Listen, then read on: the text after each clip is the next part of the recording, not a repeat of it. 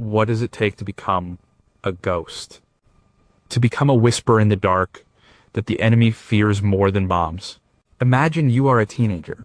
You are given a biplane made of plywood and canvas. And it's an open cockpit, so the freezing wind cuts into your face.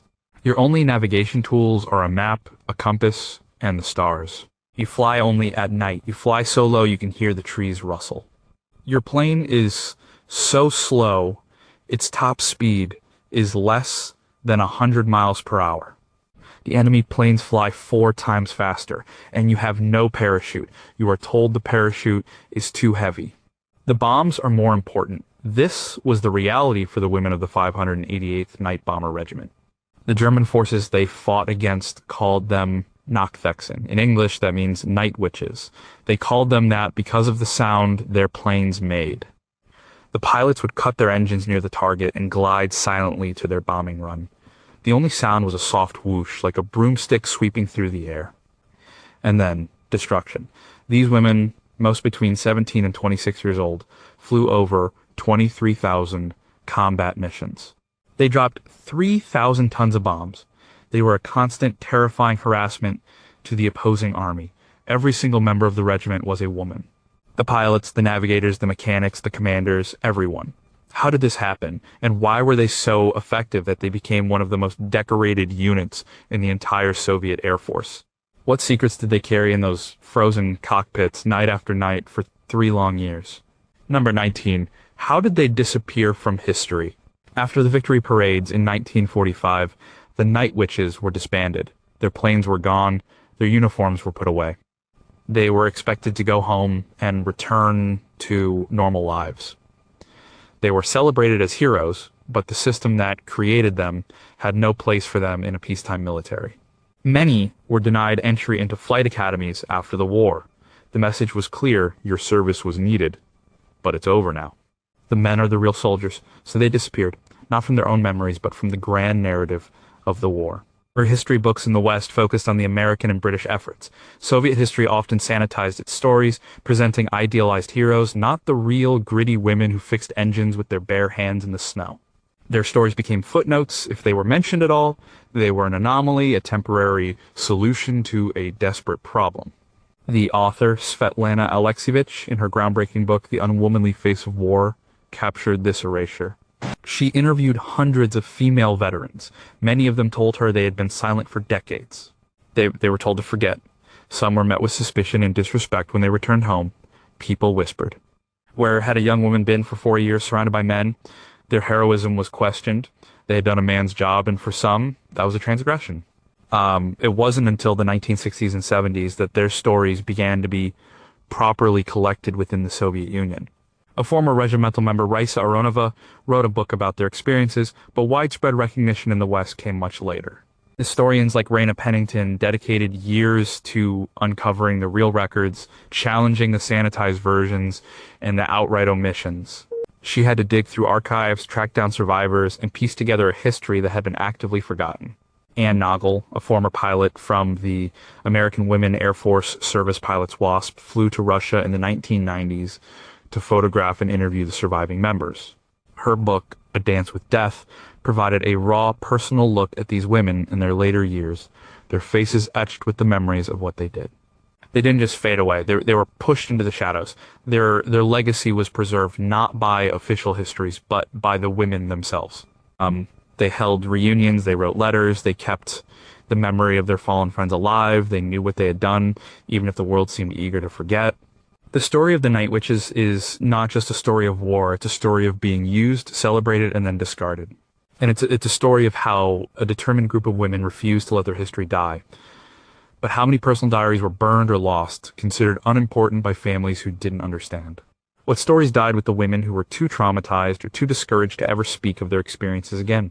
How much of their daily life, the jokes, the arguments, the small moments of humanity is gone forever because no one thought to write it down? Number 18. What was their final victory? The end of the war was not a single moment. It was a long, grinding push towards Berlin. For the 588th, now officially designated the 46th Taman Guards Night Bomber Aviation Regiment, this final phase was relentless. They had fought They had fought their way across Ukraine, Belarus, and Poland. Now they were over German territory. The resistance was fierce. The enemy was desperate, but so were the pilots. Their final base of operations was in Germany, just 60 kilometers from the capital. The missions were short and constant. They would take off, drop their bombs on enemy positions around the city, land, rearm, refuel, and go right back up. Sometimes a crew would fly 8 or 9 missions in a single night. The sky was a chaotic place. It was filled with searchlights, anti-aircraft fire, and faster night fighter planes. Nadezhda Popova, one of the most famous pilots, described the sky over Berlin as being so full of intersecting searchlights it was like being caught in a cage. There was nowhere to hide. Their victory was not just about dropping bombs, it was psychological.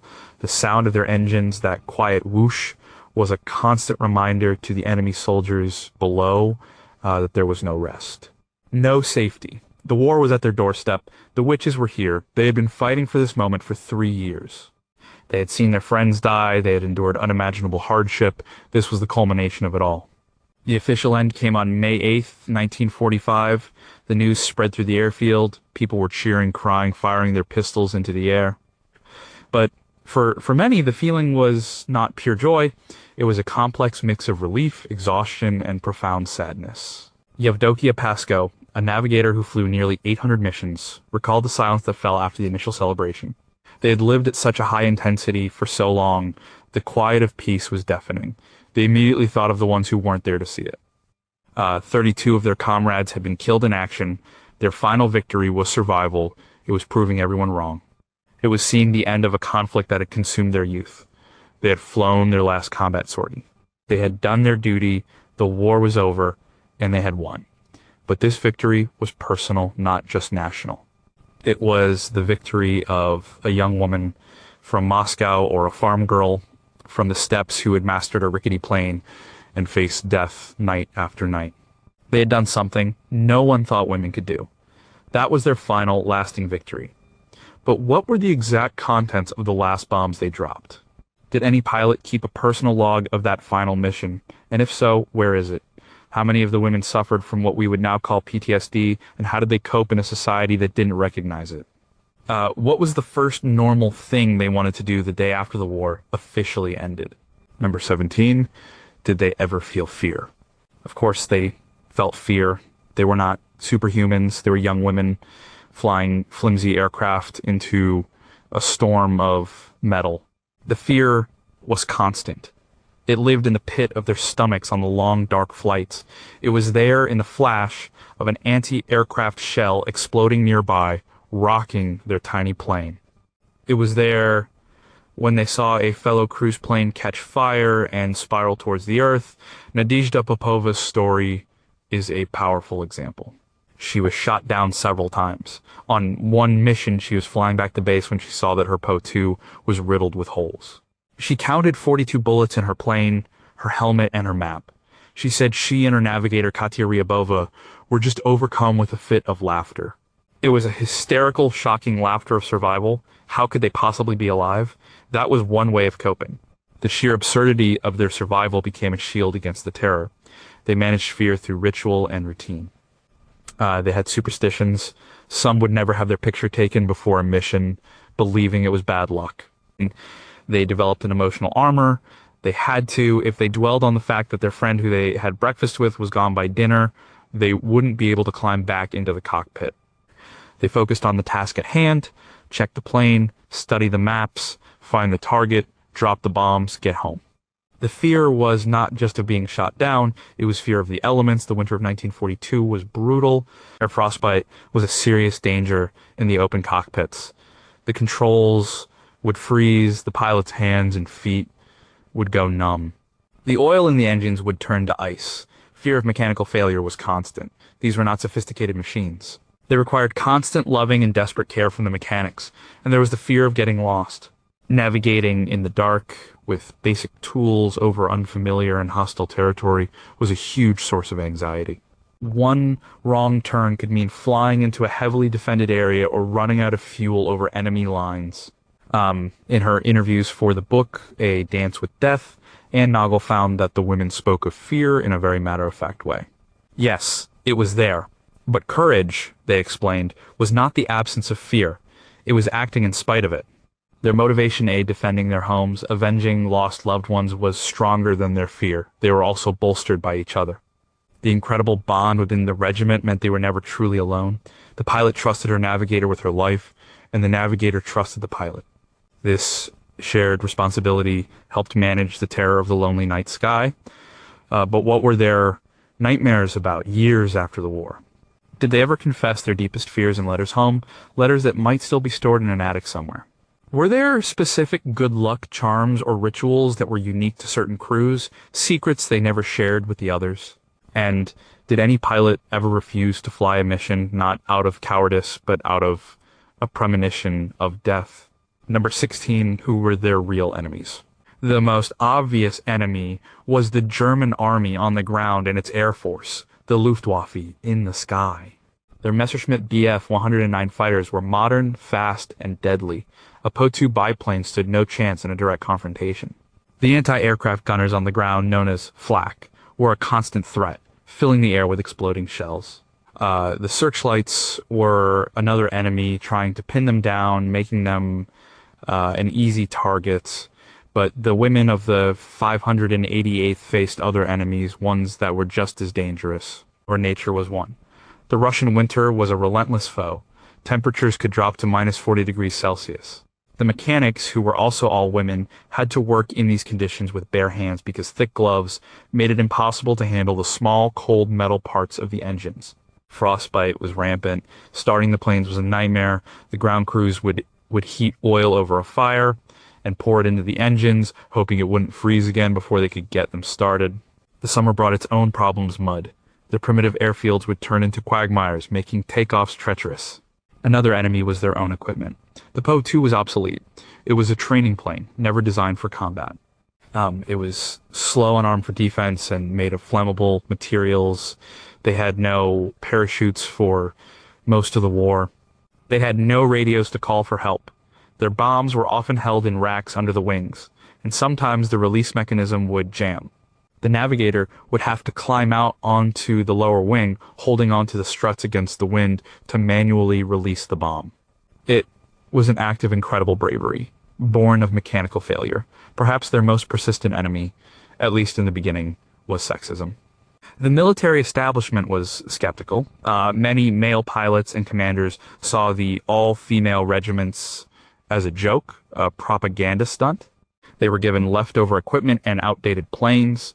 They were given hand-me-down uniforms made for men, which they had to stuff with rags to fit. They had to prove themselves over and over again. Every successful mission, every act of bravery was a strike against this prejudice. The commander of the 4th Air Army, General Konstantin Vershinin, was initially unimpressed. But after seeing their skill and determination, he became one of their biggest advocates, famously referring to them as his little swallows. They earned respect, but they had to fight for it on two fronts, one against the foreign invaders and another against the doubts of their own countrymen. What specific insults or dismissive comments did they endure from male soldiers, and how did they respond? Are there any surviving maintenance logs that detail the ingenious improvised repairs the mechanics had to invent on the spot? How many missions were aborted, not due to enemy fire, but due to the sheer unforgiving weather? Did the women ever use their perceived weakness as a tool, a way to be underestimated by their own side until they proved their worth? Number 15. How did they become heroes of the Soviet Union? The title Hero of the Soviet Union was the highest military honor awarded by the country. It was the equivalent of the American Medal of Honor or the British Victoria Cross. It was exceptionally difficult to earn. For a pilot, the criteria were often based on a specific number of successful combat missions. The number varied depending on the type of aircraft and the difficulty of the sorties. For the Night Witches flying their slow, vulnerable Po-2s, the bar was set incredibly high. By the end of the war, 23 women from the regiment had been awarded the title. Several, like navigator Yevgenia Rudneva and pilot Olga Sanfirova, received it posthumously.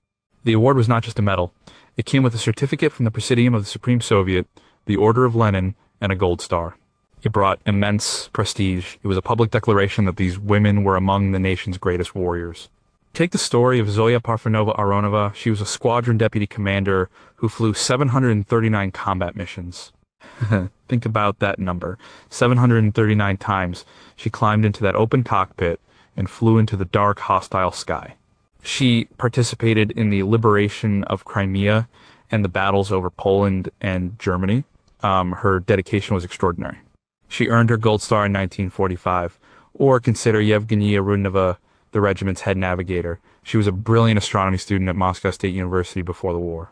She used her knowledge of the stars to navigate. She flew 645 missions before her plane was shot down in 1944. She was 23 years old. She was posthumously named a hero of the Soviet Union. Her story shows that the title recognized not just survival, but ultimate sacrifice. Becoming a hero was a process of accumulation. It was about surviving night after night. It was about consistently hitting targets. It was about training new pilots and navigators. It was about showing leadership under fire. Major Yevdokia Bershanskaya, their commander, was the only woman to be awarded the Order of Suvorov, a medal typically reserved for male generals for outstanding command. While she never received the Hero of the Soviet Union title herself, likely due to political reasons and her gender, her leadership was the foundation upon which all those individual awards were built. The regiment as a whole earned the honorific title of Guards, a designation given to elite units for exceptional performance in combat. This was a collective recognition of their heroism. They were no longer just the 588th, they were the 46th Guards Night Bomber Regiment. This title was a source of immense pride. It was proof. They had shown everyone that women could fly, fight, and win. The gold stars pinned to their tunics were the irrefutable evidence. But did political connections or personality clashes within the military command ever prevent a deserving pilot from being nominated for the award? How were the official mission counts verified, and was there ever any dispute over the numbers? What was the private reaction of a woman when she was told she was now a hero of the Soviet Union? Was it pride, relief, or a heavy sense of responsibility? Did the surviving heroes feel a sense of guilt, wondering why they were chosen to live and be decorated while their friends were not? Number 14, could they really navigate by map and stars?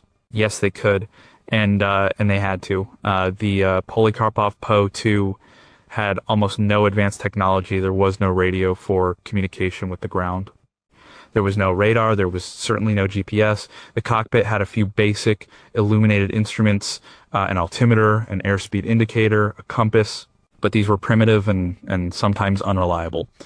The primary navigation tools were a paper map, a stopwatch, a pencil, and the navigator's brain. The navigator sat in the front cockpit, the pilot in the back. Before each mission, the navigator, often with the pilot, would meticulously plan the route. They would study aerial reconnaissance photos if they were available. They would calculate flight times between landmarks, factoring in wind speed and direction. The navigator would draw the course on her map with a pencil. These pencils were a precious commodity. According to some accounts, they used eyeliner pencils when regular ones were not available, as the waxy substance didn't smudge as easily in the damp cockpit. Once in the air, it was a constant, active process. The navigator had to keep track of time and distance, peering over the side of the plane to spot landmarks on the dark ground below. A river, a distinct forest, a railway line. These were their signposts. They flew low, often just a few hundred feet off the ground, to stay under enemy radar and to see these landmarks. This was incredibly dangerous. A small miscalculation could send them into a hill or a tall tree. When landmarks were not visible, especially over enemy territory where lights were blacked out, they relied on dead reckoning. This meant using their compass heading, their airspeed, and the time flown to estimate their position. It was a method that required immense concentration and was prone to error if the wind changed unexpectedly. And for the most difficult situations, they turned to the oldest navigation tool of all the stars. Yevgenia Rudneva, the regiment's chief navigator, was a university-level astronomer. She trained her fellow navigators to use constellations to find their way. In the vast, dark expanse of the Russian night, the North Star was a reliable friend. The relationship between the pilot and navigator was one of total trust. The pilot focused on flying the plane, avoiding obstacles, and evading enemy fire. The navigator was the eyes and the brain of the operation, directing the pilot with hand signals or by shouting over the engine noise. A good navigator could guide her crew to a tiny specific target in the middle of a blacked-out landscape and then get them home again. Their success and their survival depended almost entirely on this skill. It was a remarkable feat of human ingenuity in a low-tech environment. But what secret personal landmarks did a navigator use? A strangely shaped barn, a burned-out tank that never made it onto an official map. How did they adjust their calculations on the fly when they realized the wind was stronger than forecasted? Are there any surviving flight maps with the navigator's handwritten notes and calculations on them? And how did they handle the terrifying moment when they realized they were truly, completely lost? Number 13, what did they do between missions? Life did not stop when the planes were on the ground. The time between the last landing before dawn and the first briefing for the next night's missions was a flurry of activity, routine, and small moments of stolen normalcy. Their living conditions were basic. They were a mobile unit following the front line. They often lived in schools, barns, or dugouts near their makeshift airfields. The first priority after a night of flying was sleep. They were chronically exhausted, but they couldn't sleep for long. The days were filled with essential work. The pilots and navigators would debrief, analyzing the previous night's missions. What went right, what went wrong, what new enemy defenses were spotted. Then they would begin planning for the upcoming night. They studied maps and intelligence reports, memorizing the routes and targets. The mechanics and ground crew had the most grueling daytime job. They had to inspect, repair, refuel, and rearm the planes. Every bullet hole in the canvas skin had to be patched. Every engine had to be checked. This was physically demanding work, done in all weather conditions with limited tools. The bond between the air crews and their ground crews was incredibly strong. The pilots knew their lives depended on the meticulous work of these women on the ground. But they were still young women. They found ways to be human amidst the chaos. They wrote letters home, a vital link to the lives they had left behind. They read books. They sang songs. The regiment had a choir and an amateur theater group. They would put on performances to boost morale. A famous photograph shows two pilots, Vera Bellick and Tatiana Makarova, dancing the Charleston between missions. They were inseparable friends who died together when their plane was shot down. They also did things that seemed incongruous with their deadly profession. They would embroider, they would pick wildflowers near the airfield, and decorate their bunks.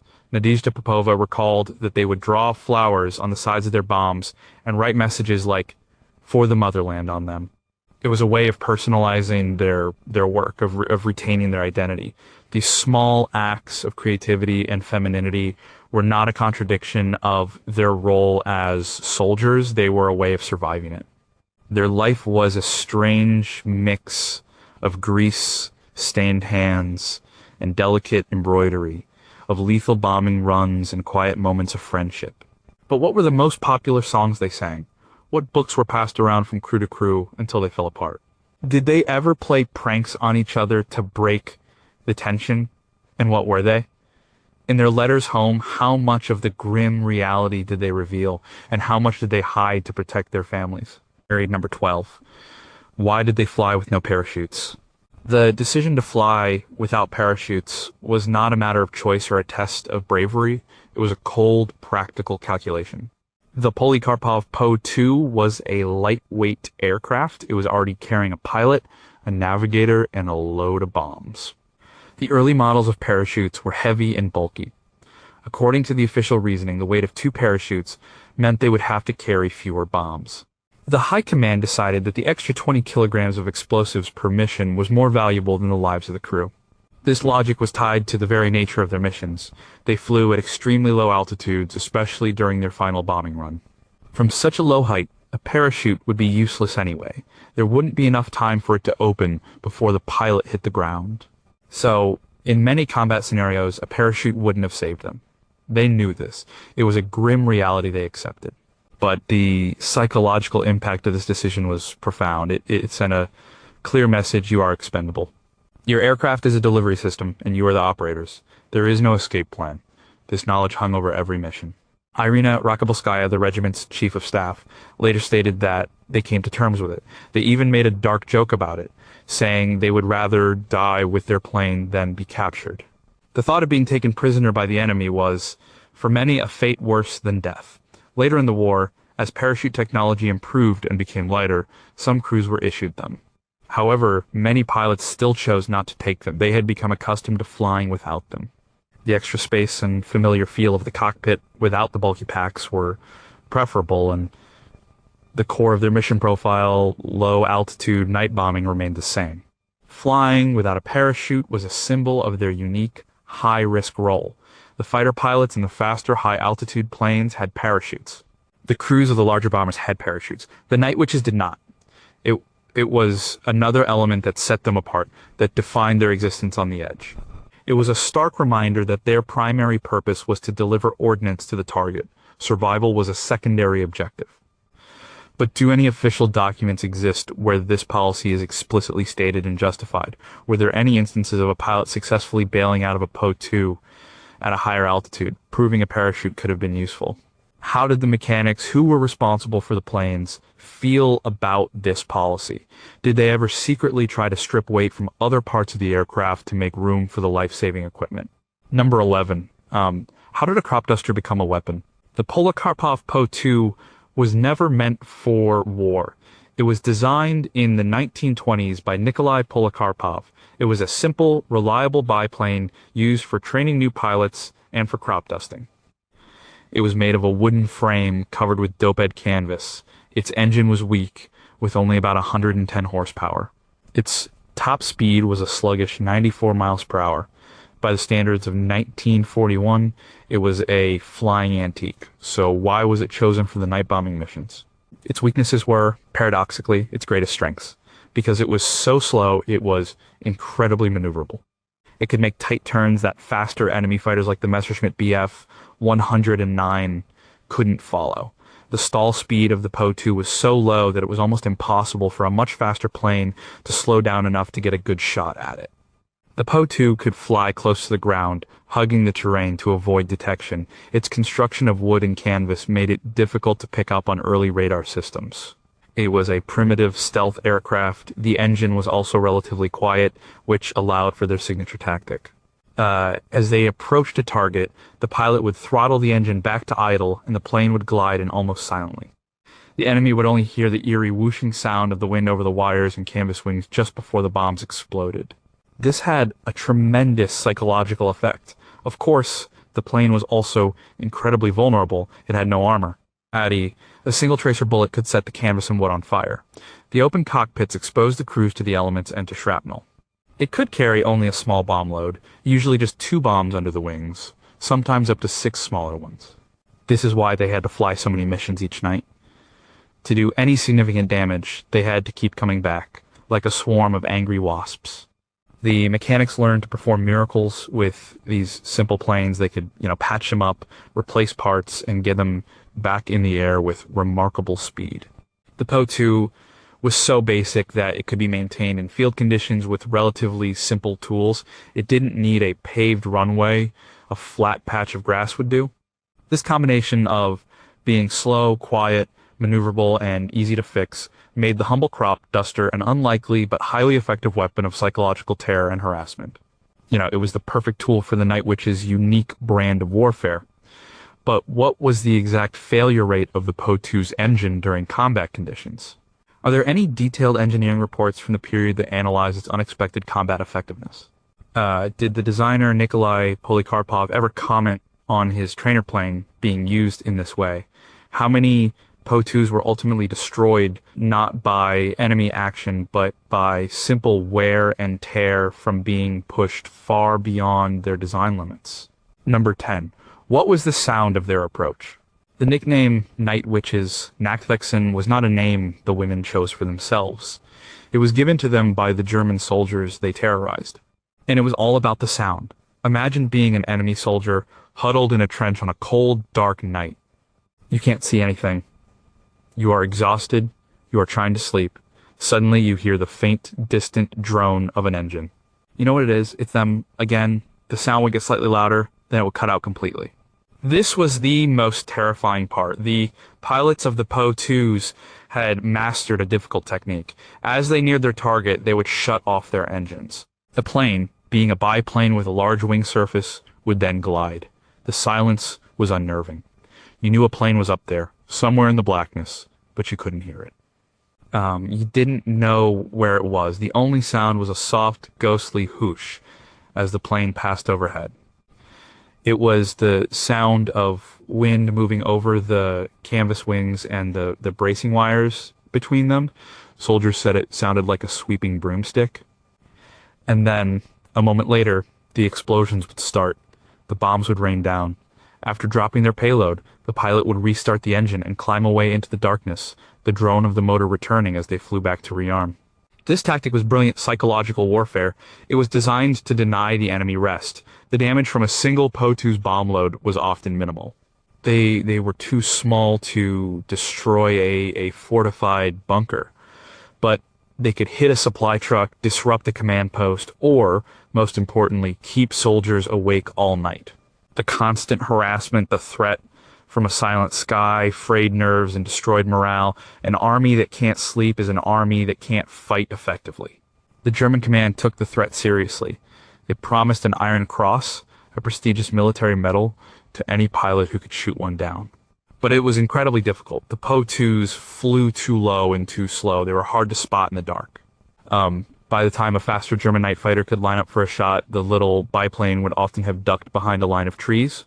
The Night Witches used the darkness and the unique sound of their planes to become a legendary, almost supernatural force on the front lines. But did the pilots have a specific altitude and speed they aimed for during the glide to maximize the silence? Was this engine off tactic developed through trial and error, and were there accidents during the training for it? How did the sound of their own planes sound to the women in the cockpit during the glide? Was it peaceful, or was the silence more tense than the engine's roar? Are there any surviving audio recordings of a Po-2 in flight that capture this specific whooshing sound? Number 9, how did they turn night into an ally? For most soldiers, the night is a time of fear and uncertainty. For the 588th, it was their sanctuary. The darkness was their camouflage, their greatest defense. Their entire operational model was built around using the night to their advantage. Their tactics were simple but effective. They flew in waves. The first planes would go in. Their job was to fly over the target and drop flare bombs. These would illuminate the area for the main wave of bombers that followed. However, dropping flares also meant you were the first to attract all the anti-aircraft fire. It was a job for the most experienced crews. After the target was lit up, the rest of the planes would come in, one by one, to drop their high explosive or anti-personnel bombs. They never flew in a predictable formation. They would approach the front line at different altitudes and from different directions, making it hard for enemy defenses to coordinate. The whole attack on a single target might last for hours. Just when the defenders thought it was over, the drone of another Po-2 would be heard in the distance. This constant, staggered attack was a core part of their strategy to disrupt and demoralize. They used the terrain. They flew low along riverbeds and valleys to stay below the enemy's radar horizon. They learned the landscape intimately. They knew where the hills were, where the tall forests were. This allowed them to pop up, drop their bombs, and disappear back into the contours of the land. This style of flight, which became known as terrain masking, required incredible skill and nerve. The night also concealed their greatest weakness, the vulnerability of their aircraft. In broad daylight, a Po-2 would have been an easy target for any enemy fighter. At night, it was a ghost. Its dark green camouflage blended into the land below. Its small size made it a tiny needle in a vast black haystack. They learned to use cloud cover, moonless nights, and even bad weather to their advantage. A foggy or snowy night, while dangerous for flying, also provided excellent cover from enemy searchlights and fighters. They embraced the conditions that other pilots feared. The night was not something to be endured, it was a weapon to be wielded. Were there specific weather patterns they looked for when planning missions? And did they have their own meteorologist? How did they communicate between planes during an attack without radios? Was it all pre-planned, or did they use visual signals like flares? Did they ever conduct daylight missions out of extreme necessity? And what was the outcome? What was the single most daring and successful tactic they ever improvised in the middle of a mission? Number 8. Who was the woman who commanded them all? The commander of the 588th Night Bomber Regiment was Major Yevdokia Bershanskaya. She was the rock upon which the entire unit was built. When she was given command in 1941, she was only 28 years old, but she already had 10 years of flying experience. She was a professional flight instructor before the war. She was not a flashy, charismatic leader in the traditional sense. She was serious, demanding, and meticulous, and her pilots and crews adored and respected her for it. As Bershanskaya understood the unique challenges her regiment faced, she knew they were being watched, judged by a skeptical male military hierarchy. She knew that any failure would be blamed not on the circumstances, but on the fact that they were women. So she demanded perfection. She ran her regiment with strict discipline. Every detail was checked and double-checked. She knew that this precision was what would keep her girls, as she called them, alive. She was not an armchair commander. Although her duties often kept her on the ground, she would sometimes fly on missions herself to assess the situation. She understood the fear her pilots felt, because she had felt it herself. She was known for being on the airfield for every takeoff and every landing. She would wait, watch in hand, for each plane to return. If a crew was late, she would pace the runway, staring into the dark sky. The relief when a missing plane finally appeared, and her grief when one did not, was palpable to everyone. Her leadership style was that of a stern, protective mother. She was tough on them during training and briefings, but she fought fiercely for them against the military bureaucracy. She made sure they got the resources they needed.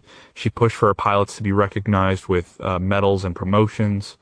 It was under her command that the regiment flew its thousands of sorties and produced so many heroes of the Soviet Union. As a testament to her skill, the 588th had a higher success rate and a lower attrition rate than many male-commanded bomber units. The historian Raina Pennington, who has studied the Soviet female aviators extensively, highlights Bershanskaya's critical role. She argues that Bershanskaya's pre-war experience as an instructor was key. She knew how to train pilots, how to build a cohesive unit, and how to maintain discipline under pressure. She was the perfect person for the job. She led the regiment from its formation to the very last day of the war, a remarkable record of continuous command in a brutal conflict. But what were her private thoughts and fears, which she likely never showed to her subordinates? Did she keep a personal journal, and if so, what happened to it? What was her single most difficult decision as a commander? How did her relationship with the male generals of the 4th Air Army evolve from skepticism to deep respect? Number 7, what was it like to train in a man's world? The training was brutal, fast, and relentless. In the fall of 1941, hundreds of young women, volunteers from all over the Soviet Union, arrived at a small town called Engels, north of Stalingrad. This was the designated training center for the 3 new female aviation regiments. They were given a daunting task: become combat-ready pilots, navigators, and mechanics in just a few months. A normal flight school program took at least a year and a half.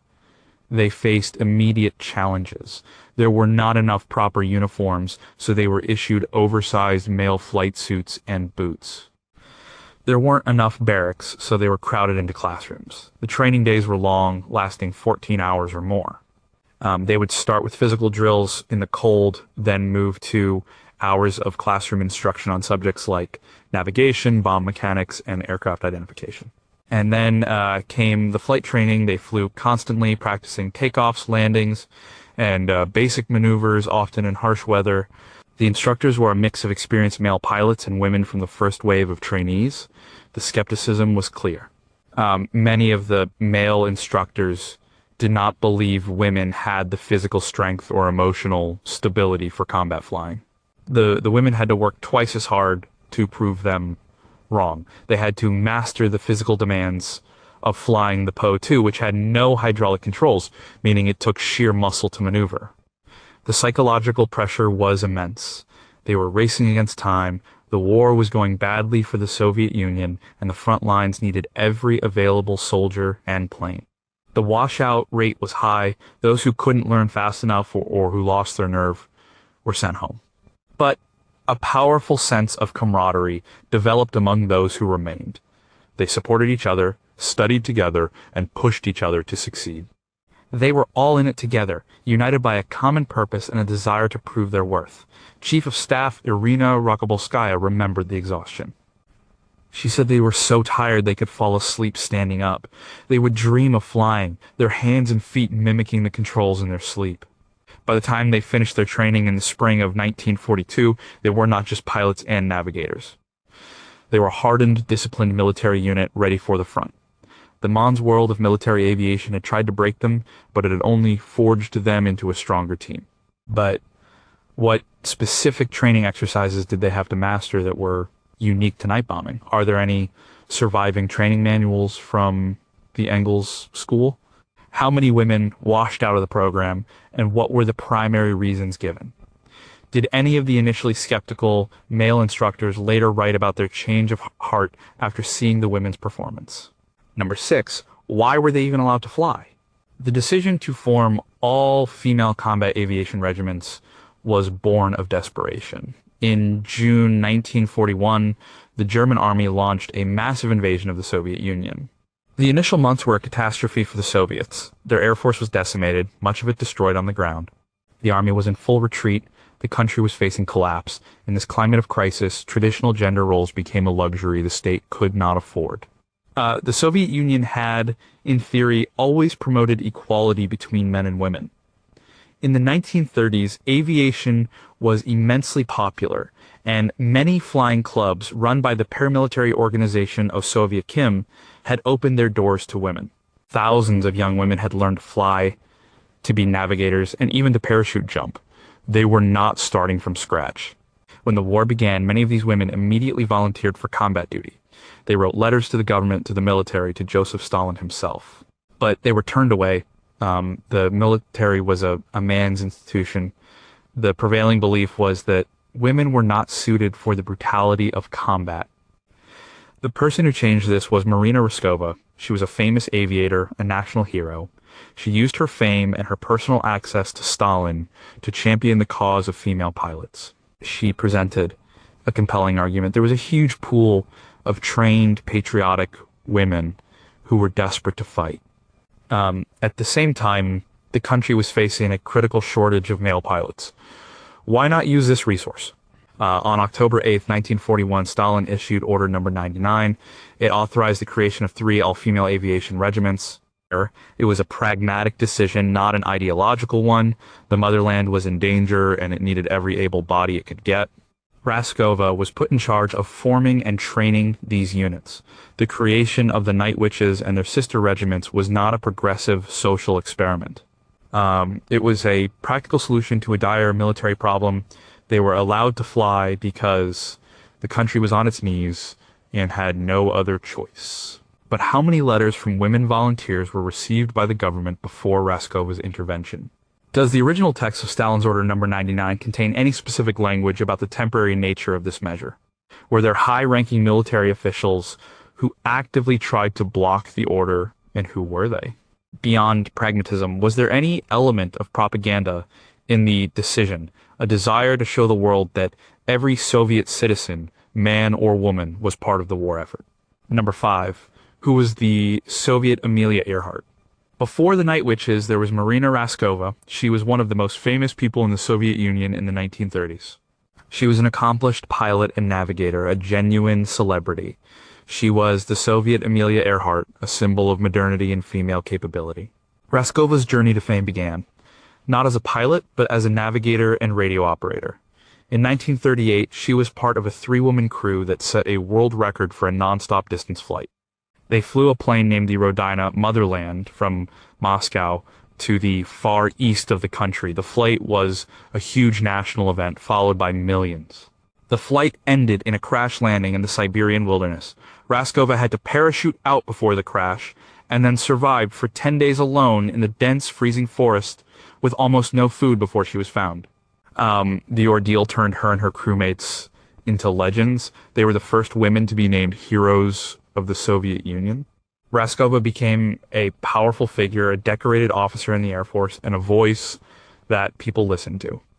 When the war started, she was the natural person for women who wanted to fly in combat to turn to. She was inundated with letters and requests. Using her status, she lobbied Stalin directly. She was persuasive. She convinced him that women were not only capable of flying in combat, but that there were enough trained women to form entire regiments. It was her vision and her persistence that led to the creation of the 588th, 586th, and 587th Regiments. She personally oversaw the initial formation and training at Engels. She handpicked the commanders for each unit, including Yevdokia Bershanskaya. Raskova was a demanding leader, but she also inspired immense loyalty. The women saw her as their champion. Tragically, Marina Raskova did not live to see the final victory she helped make possible. In January 1943, while flying to the front to visit one of her units, her plane was caught in a blizzard and crashed near Stalingrad.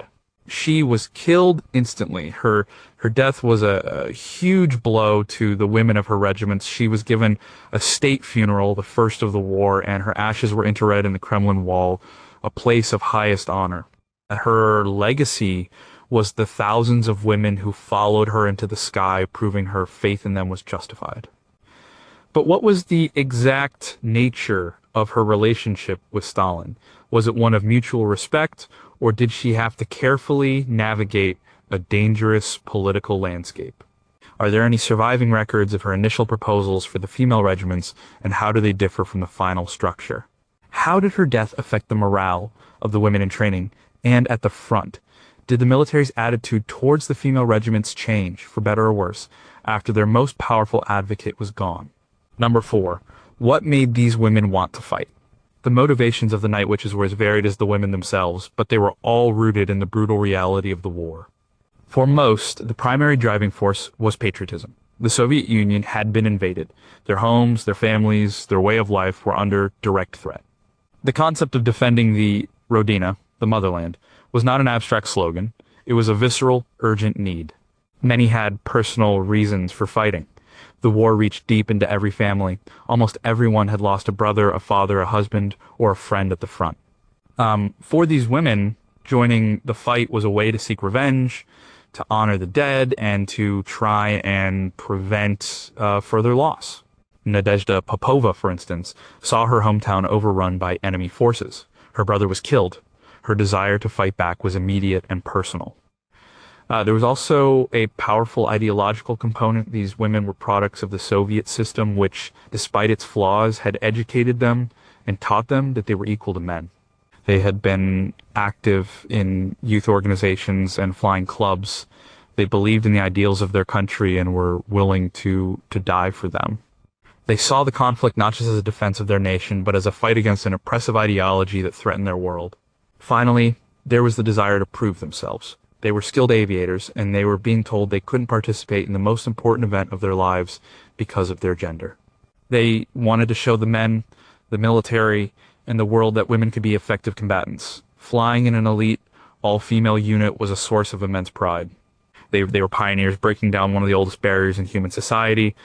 This desire for equality was a powerful motivator, second only to the defense of their country.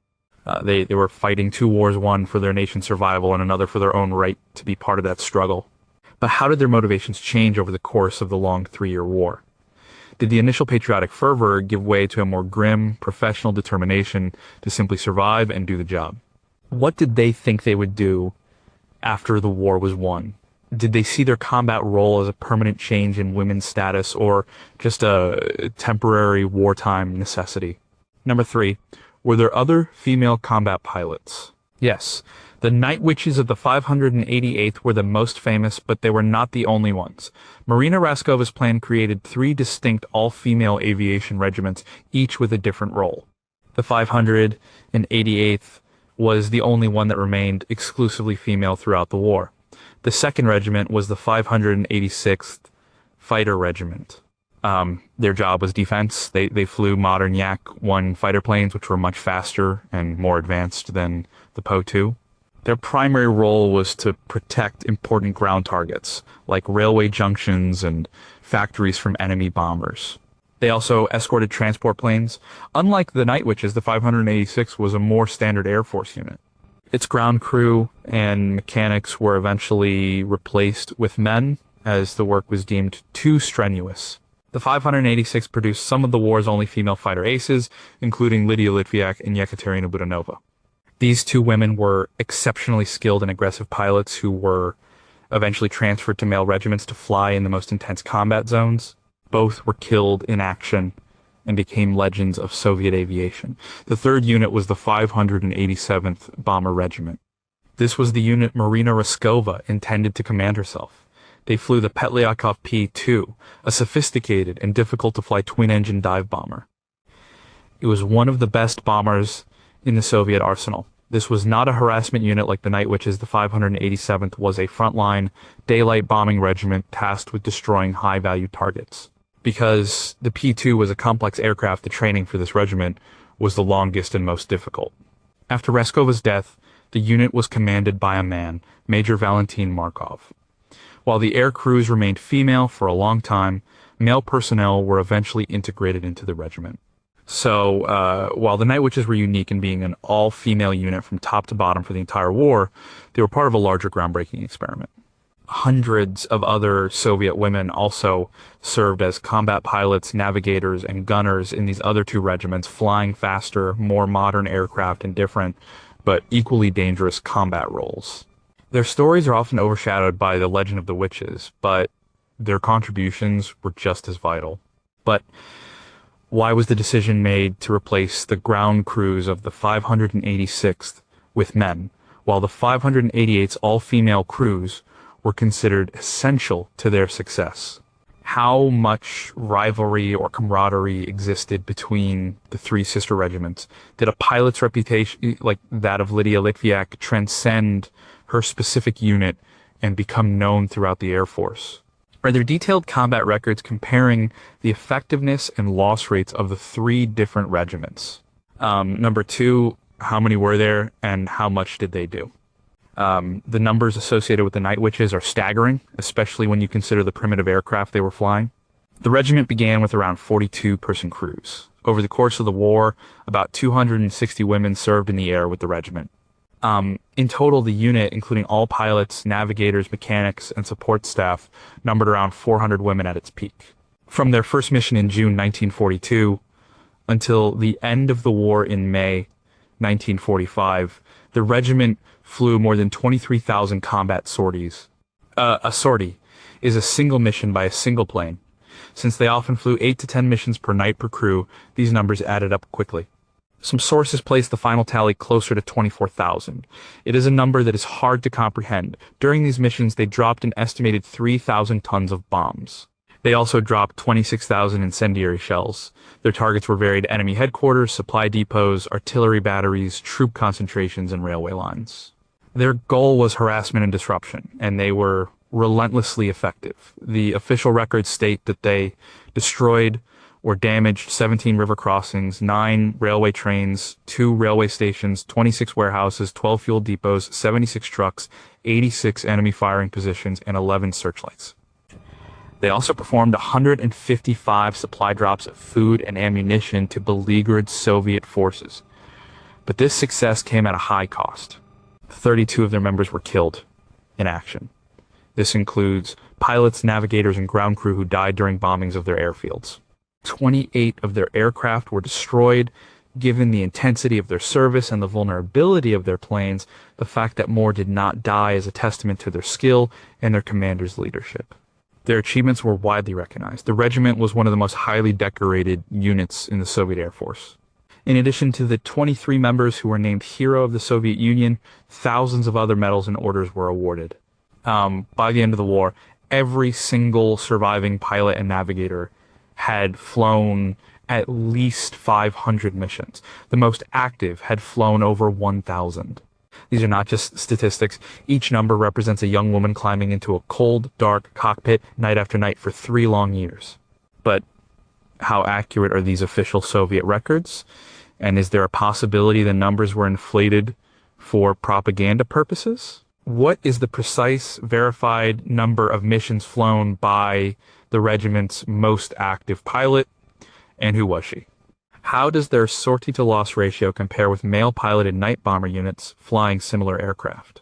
Beyond bombs, how much valuable intelligence did they gather on enemy movements and positions during their low-altitude flights? Number 1, what does it take to become a witch of the night? It takes a unique combination of circumstances and character. First, it takes a crisis. It takes a nation so desperate, so pushed to the brink of annihilation that it is willing to throw away its oldest rules and prejudices. It takes a government willing to send its daughters into combat because it is running out of sons. Next, it takes a champion. It takes someone like Marina Raskova, a person with the fame, the influence, and the sheer will to force the system to open a door that has always been locked. It takes a leader who can see a resource where others see only a novelty. Then it takes a group of extraordinary young women. It takes women who were already in love with the sky, who had spent their free time in dusty flying clubs, learning a skill for fun, never imagining it would become a tool of war. It takes women driven by a fierce love for their country and a burning desire to avenge their dead. It takes a certain kind of courage. Not the absence of fear, but the ability to function while being terrified. It's the courage to climb into a flimsy plane made of wood and fabric, knowing you have no parachute. It's the courage to fly into a sky filled with enemy fighters and exploding shells. It's the courage to do it again and again and again, 1,000 times over. It takes immense skill. The skill to navigate by a dim map light and the distant stars. The skill to fly a plane so low you can almost touch the ground. The skill to repair a frozen engine with your bare hands in a blizzard. And finally, it takes a bond. It takes the creation of a sisterhood so strong that it can withstand exhaustion, loss, and the constant presence of death. It's the trust between a pilot and her navigator. It's the reliance of the air crew on the ground crew. It's the shared understanding that they are all in this together, a unique family forged in the crucible of war. To become a witch of the night, you had to be a patriot, a pioneer, a skilled aviator, and a loyal sister. You had to be willing to become a ghost in the dark, a whisper on the wind, all for the sake of the morning that you hoped would follow. But could a unit like the Night Witches ever be created again in a modern military? What was the one essential personality trait that every successful member of the regiment shared? If they had been given modern planes, would they have been more or less effective? And what is the single most important lesson their incredible story can teach us today?